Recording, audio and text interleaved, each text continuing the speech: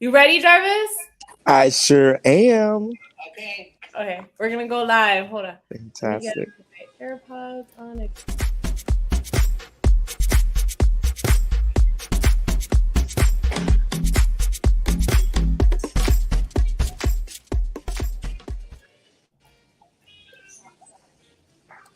Buenos dias. Good morning. Hope you are well, staying positive and focused on what you can control. Welcome to Cafecito con HACE. Please introduce yourself in the chat. Let us know where you're tuning in from and leverage this Cafecito chat as an opportunity to network and connect with one another. My name is Patricia Mota, and I serve as President and CEO of the Hispanic Alliance for Career Enhancement, or HACE, national organization whose mission since 1982 is to positively impact workplaces by cultivating the pipeline of Latino talent, providing our community the insight, access, and support to be successful in their careers. Few key announcements. Speaking of careers, if you're looking for your next opportunity, we've got two key events coming up on the horizon. One with JP Morgan Chase, a recruitment event with their recruiters, hiring managers on June 21st. So that free event, make sure to sign up. And then the second one, focus on careers in communication, sales, and marketing with Tiffany & Company, Morningstar, and BMO. So that's taking place on June 28th. And so please be sure to register for that event if you're looking, those two events for that matter, if you're looking for your next career opportunity. So let's get right into it. Please join me in welcoming our guest for today, Jarvis Sam, who's the founder and CEO of the Rainbow Disruption. Jarvis, buenos dias. How are you today? Buenos dias, Patricia. I'm wonderful. I am actually out here in New York City at the Tribeca Film Festival. So it's a great day. So you just got off stage or something like that, right? I You just said? just got off stage like 5 minutes ago. We were doing a panel on how doing good is good for business and talking about the impact of being purposeful. Well, look at you living in your purpose, Jarvis. And so I'm excited for our guests here that are joining us to learn more about who you are. But first thing is first is, how do you like your cafecito or your morning beverage of choice? I love my coffee with 2 sugars, 2 creams, and depending on what day it is, Patricia, probably a small shot of whiskey or Bailey's. Depending on what day it is. I love it. Mixing some fun, right, with the cafe. Jarvis, you and I have gotten a chance, especially the last year, but the last couple of years in really connecting and partnering in various capacities. Tell us about your cultural, your professional background, and how you got to where you are today in this new role that you're leading at the Rainbow Disruption. Yeah, it's been such a pleasure getting to connect with you and the ASIC team over the years, Patricia. I started my career actually just post undergrad as a strategy consultant. And so I worked at Deloitte doing a lot of work in the oil and gas industries, mostly around mergers and acquisitions, but quickly realized after a couple of months that wasn't the right fit for me.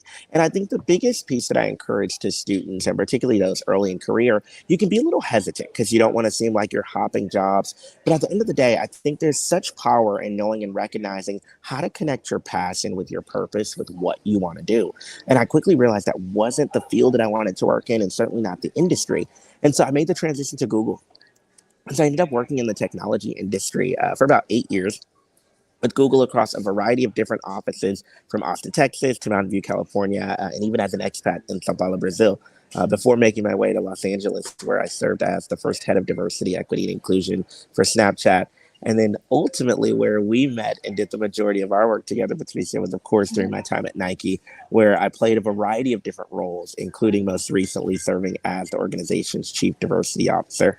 I left Nike in November of 2022, though, to launch my own firm, the Rainbow Disruption, aimed at partnering with Fortune 500 companies, academic institutions, a bit of work in government around their DE&I strategies, from brand to people and culture, team and talent. And I have the amazing ability to get to partner with ASE on some projects these days as well.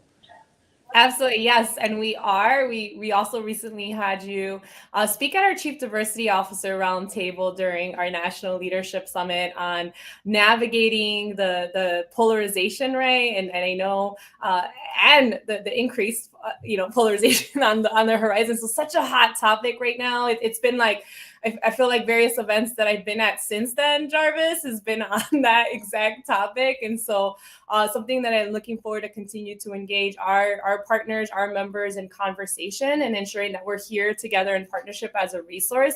But Jarvis, your trajectory is just so diverse, right? In terms of how you were able to pivot along the way. And I think it's important to share stories such as yours because it empowers folks who may be thinking about their next move and perhaps being fearful about jumping in. And so here we have some inspiration in Jarvis and being able to do it. And so I know we've got limited time, but those of you joining us, if you got questions or comments, have them ready in the chat. We'll make sure that we'll be able to address the question or so and get back to it if we're not able to get to everything.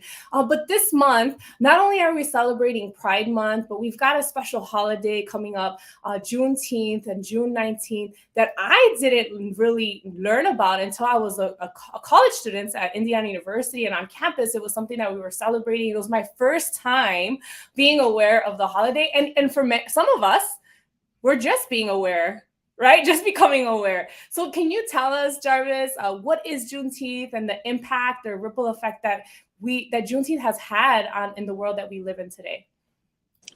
Yeah, it's such a great question, Patricia. I am originally from Houston, Texas. And when you grow up as a Black kid in Houston, you actually know about the holidays and foundations of Juneteenth before you know about traditional U.S. Independence Day. And so to understand the history of Juneteenth, I often reflect upon the speech given by Frederick Douglass, where he asked the question, what to the Negro is your July the 4th? In the speech, he goes on to describe how we talk about independence through this lens of July 4th, but so many people were not free. In fact, about 3.5 million enslaved individuals were not free in 1776. And so in 1863, January 1st to be exact, President Lincoln signed the Emancipation Proclamation, freeing those 3.5 million enslaved people in border states, well, in some border states, and then in the Confederacy. So he did not free them in Union states and border states that were willing to cooperate. That's important for our knowledge. It took another 2.5 years, though, for that message to get to Galveston, Texas, just east of Houston. And that happened on June 19th, 1865, when General Gordon Granger highlighted through a treatise number 3 the impact of what freedom looked like. And it came with a whole list of rules and impact. But that holiday is so relevant in Black culture and Black communities because it was the true demarcation of freedom. It was the end of a system that built economic infrastructure for the U.S. and that we're still grappling with the implications about today. One of the interesting pieces, Patricia, being from Texas and knowing Texas's history, obviously previously being part of Mexico, part of the work that I'm doing in my research studies is looking not at Juneteenth just as a capsule, but understanding if we were to go back to June 19th, 1865, where were traditional Mexican American populations in that space? Oftentimes our histories are told separated and in silos. You have Chicano studies versus African American studies, but we were operating in the same geographic spaces. And so I want to be able to tell our stories more together. I love that. And it's so critical in this day and age where, we're seeing that perhaps there's some moves in taking the stories away, right? Just the state of Illinois, I know, signed, the governor Pritzker just signed this week, in fact, that you cannot ban in terms of banning books. And so I hope that's something that other states consider at some point or can get there because of how critical our history is. As it pertains to Black history, Mexican American history, as well as many diverse backgrounds. And you're talking about, this month we're also celebrating LGBTQIA Pride Month and really celebrating the diverse perspectives and folks that we have. And so folks joining in, we'll love to hear from you. if your company is celebrating Juneteenth, what are you all doing? I know part of something that we've implemented at ASA is also having celebrating it as a holiday, official holiday, so folks have it off, right? But there's other things that I know folks are doing, so we'd love to hear from you all. And to you, Jarvis, what can we do to continue to celebrate Juneteenth and advocating for further equity in our society in general? Yeah, there's a lot of power in education. I think, Mm-hmm. Juneteenth just became a national holiday under the Biden Yep. administration.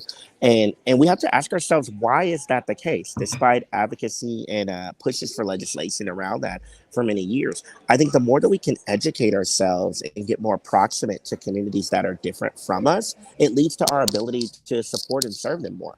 And we have to recognize, none of our communities are monolithic. There are Mm-hmm. Afro Latinas who exist at the intersection of both identities and are navigating both cultures. There are Black trans people, folks like myself who are Black and gay, who are Mm-hmm. navigating Pride Month through a lens where we don't always feel visible and we don't always feel supported.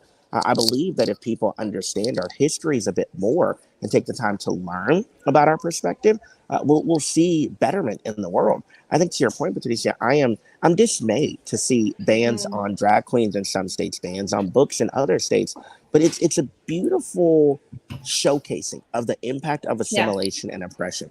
If I can cancel or deny your story, I win the ability to create a system of control. We all have to Mm. be comfortable and willing to fight against that.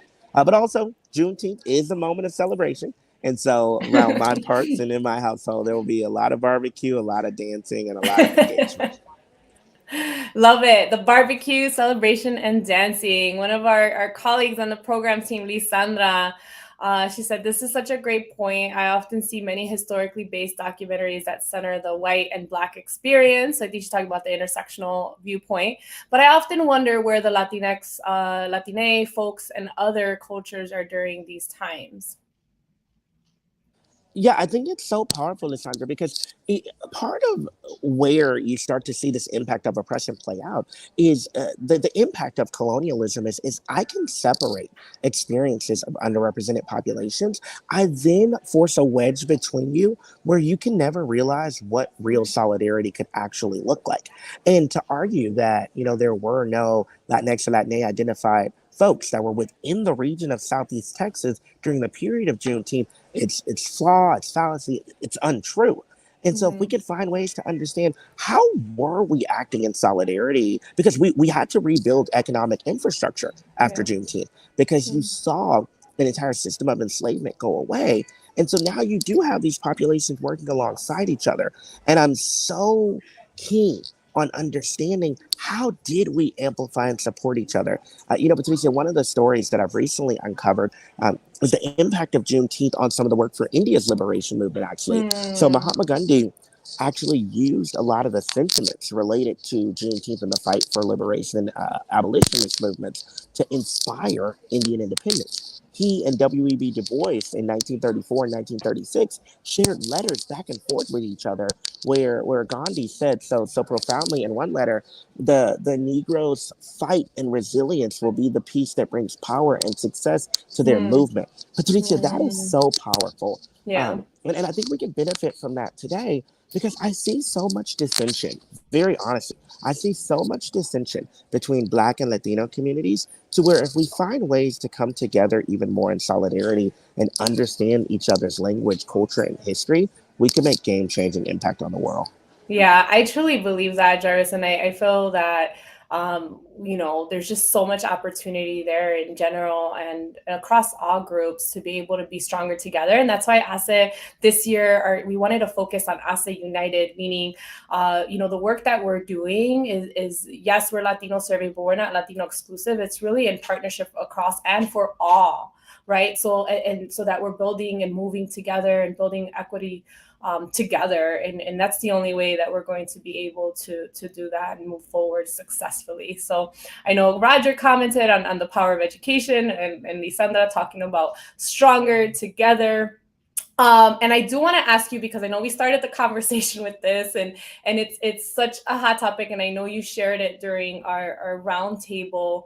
As these spaces are have been polarized in the workplaces, advice that you have for the individual contributor, right? That perhaps is an ERG leader involved that they can do to support, whether it's their CDO or support internally within the workplace to ensure that and that they're not getting discouraged either, because it's so easy, right, to get discouraged during these times when you're seeing things being taken away or that don't necessarily support diversity, equity, and inclusion. You're on mute, Jarvis.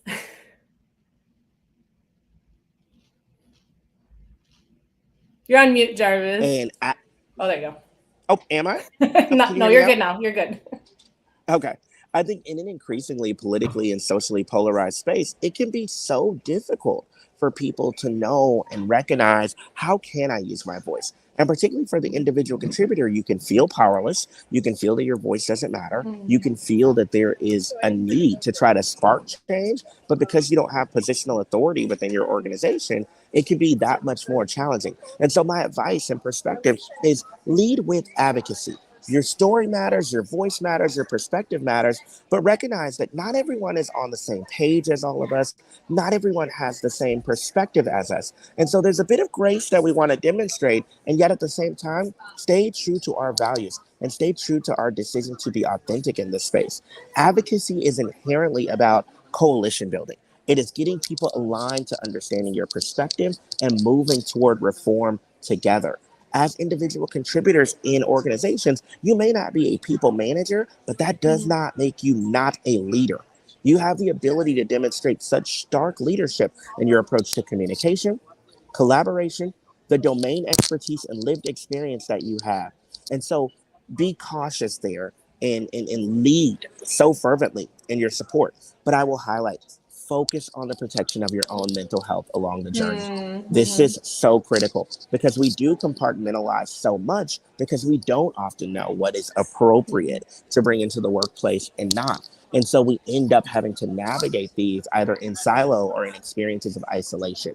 Prioritize your own mental health along this journey. That way you are able to bring the biggest amount of energy and your fullest self into that space in advocacy and resilience and in resistance. I love that. And one of the ways that HACE supports with us with our programs, right? Well, it is the leadership programs, you're going through the trainings. It's also the space where relationships are being built, where candid stories are being shared and support, most importantly, a support network. So part of making sure that you're prioritizing your mental health is that you have a support network, whether it's HACE, any other organization that you can go to and share and have that that conversation where you don't feel so alone. You're like, oh, I thought I was the only one going through this. But through programs and efforts like that, it's find those circles and cultivate them so that it supports you along the way. Lots of great conversations. I know there was a comment, and I saw it quickly come up regarding different goals. And I think the one goal that we're focusing on across all communities is building equity for all, meaning that that folks have an equal playing field, access to opportunities, that are able to, get the tools or resources needed applicable to them to be able to advance and be successful and thrive at the end of the day. And so, Jarvis, my last question before we wrap it up is, what are you most hopeful for, or positive story that gives you hope for this year? I think we are operating in a space. This is the first year, as the Human Rights Campaign announced last week, Patricia, we are experiencing a state of emergency for LGBTQ plus communities. And yet I'm seeing us finally return to the roots of why Pride exists. Over the last 10 years, I've seen people look to Pride through purely the lens of celebration. Because of how much successes we've seen, largely through the fight for marriage equality, expansion of rights. In June of 2020, we saw equal protection extended to employment. And while those are great small wins along the journey, there's so much more to do. When Sylvia Rivera and Marsha P. Johnson launched the Pride movement at Stonewall, just about 7 blocks from where I am right now, in 1969, it was so powerful because it was a resistance movement. It was a fight against the system. It was a fight against infrastructure. I'm seeing that perspective come back to life, Patricia. I'm seeing our community exist in a way where we are unwilling to sit idly by and watch the impacts happen to our people. And what I think is more, in 1969 and 1970, when we saw this movement develop, it felt like it was just queer communities all alone, and that we had just our community striving for it. Patricia, I am inspired by the work that I'm seeing organizations like HACE and a variety of others do to showcase as Latinidad. The community itself is standing by our queer brothers and sisters. As Black communities, I'm seeing more programming and work be done to support. That's going to make the biggest difference. And that's what gives me hope, is when someone who does not have that same shared identity for me gives me the nod of approval that they have my back and that they will act as allies, advocates, and activists alongside me. Acting as true allies, right, I think is the call to action for organizations, for individuals. We've seen it, and I'm hopeful because of we've seen it too. But of course, we could always have more, right, to support. And I think that is definitely something to be hopeful for. So Jarvis, thank you for your time. Always great having a conversation and engaging with you. And I know I'll see you soon again. And for those of you tuning in, continue to comment. We want to hear from you, what you're doing for Juneteenth, any questions that you have in the chat, and we'll make sure to share and engage there as well.